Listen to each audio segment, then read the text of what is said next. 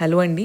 జర్మనీలో వింటర్ తర్వాత అండ్ సమ్మర్‌కి ముందు చాలా సిటీస్‌లో ఇలా ఫెస్ట్‌లు జరుగుతాయండి. మా సిటీలో ఈ ఫెస్ట్‌ని డిప్పెమస్ అంటారు. ఇందులో రకరకాల స్టాల్స్ ఉంటాయి. మనకి రంగురాళ్ళు అని ఉంటాయి గదండీ! అలాంటివి ఇక్కడ వీళ్ళు zodiac sign and birth month బట్టి యూజ్ చేస్తారనమాట. వీళ్ళు గూడా ఇవి చాలా నమ్ముతారు. ఇవే కాకుండా అరౌండ్ 100 స్టాల్స్ ఉంటాయి. ఈ ఫెస్ట్ అరౌండ్ ఏప్రిల్ టైంలో వస్తుంది. అండ్ 3 వీక్స్ ఉంటుంది. ఈ 3 వీక్స్‌లో one of the weekend will be Easter అండి. ఎందుకంటే ఏప్రిల్‌లో ఈస్టర్ వస్తుంది కదా మనకి. అండ్ పిల్లలకి కూడా ఈస్టర్ బ్రేక్ ఇస్తారు. సో, అందుకని ఆ టైంలో ఆ వీకెండ్స్, ఆ వీక్స్ కొంచెం క్రౌడ్ ఎక్కువ ఉంటుందనమాట. అండ్ ఈ టైంలో ఉండడం వల్ల వీళ్ళు చాలా ఎంజాయ్ చేస్తారు.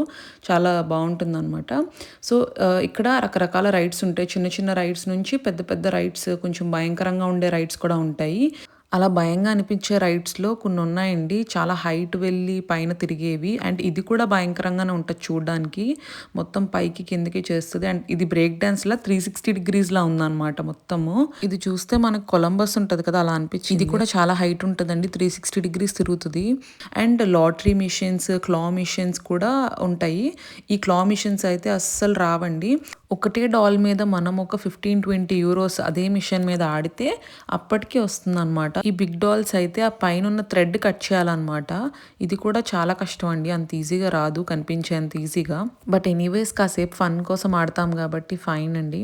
అయితే డిఫరెంట్ అదర్ గేమ్స్‌లో ఇలాంటి గేమ్స్ కూడా ఉంటాయండి. ఆర్చరీ గానీ, లేదంటే ఇలా బాల్ వేసేవి ఆర్ షూటింగ్ గేమ్స్ అలా డిఫరెంట్ అదర్ గేమ్స్ కూడా ఉంటాయి.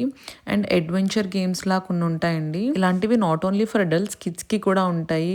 లైక్ స్మాల్ ఫిషింగ్ అలాంటివన్నీ. జర్మనీలో ఈ ఫెస్ట్ మన ఊర్లో జరిగే జాతరలానే అనిపించింది. Thanks for watching. Please subscribe for more Germany సంగతులు.